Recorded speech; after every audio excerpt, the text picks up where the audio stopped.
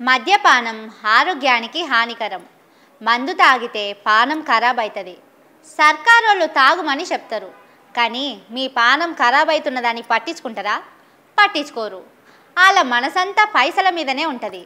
మంది పానాల మీద పైసలు సంపాదించుకొని సర్కారును నడిపిస్తారని సినిమా మొదలయ్యే ముంగట ముఖేష్ అన్న చెప్పినట్టే చెప్పిండ్రు. మరి వాళ్ళు ఇప్పుడు ఏం చేస్తున్నారో చూడండి. ఏహే ఉల్లిగడ్డ అందరికి వద్దన్నాం గాని మనకు కాదు కదా అన్నట్టే ఉన్నది. పోండ్రి రేవంతం సర్కార్ ముచ్చట. ప్రతిపక్షంలో ఉన్నప్పుడు ఇదే మందు మీద ఏమన్నాడో చూడండి సారు. కాంగ్రెస్ పార్టీ అధికారంలో ఉన్నప్పుడు 50 నుంచి 60 రూపాయలు ఉన్న చీప్ లిక్కర్ ఇవాళ 160 రూపాయలు ఎందుకు ఒక క్వార్టర్.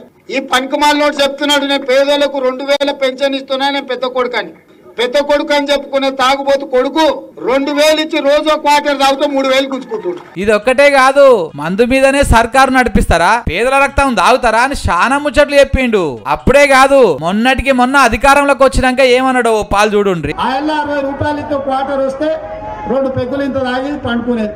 ఇవాళ 180 రూపాయలు అయింది. ఇవాళ ఎవరి కొంప గొల్లగొట్టి తీసుకురావాలి. ఇంటి ఆయన చేతుల నగదు ఉంటే సాయంత్రం తీసుకొని పోయి బెల్ట్ షాపులు ఇస్తాడు. నీతులు చెప్పే కోతి నోతిలో పడ్డట్టు ఆయాల అన్ని చక్కటి మాటలు మాట్లాడినా సారే ఇప్పుడు మొత్తం మందు మీదనే సర్కారు నడిపియాలని చూస్తున్నాడు. మొన్నటికి మొన్న బీరు మీద 30 రూపాయలు పెంచిండు కదా, అటెనక బరండి విస్క్ మీద కూడా పెంచుతున్నాడు.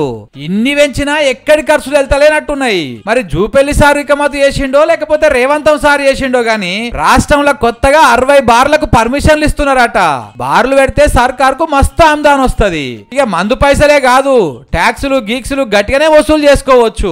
ఓ దిక్కు బరాండి దుకాణాలలో మస్తు మందు అమ్మాలని ఆఫీసర్లకు గట్టిగానే చెప్పిండట రేవంతం సారు. ఇక ముంగట ఆంధ్రాల లెక్కనే మన తాన కూడా ఆటోలల్లో ఇంటికి తెచ్చి మందు అమ్ముతారు కావచ్చు. కానీ ఉత్తెర చూసి ఎత్తర గంప అన్నట్టు మాట్లాడు మాటలు మార్చుడు రేవంతం సారు చూసే నేర్చుకోవాలనుల్లా.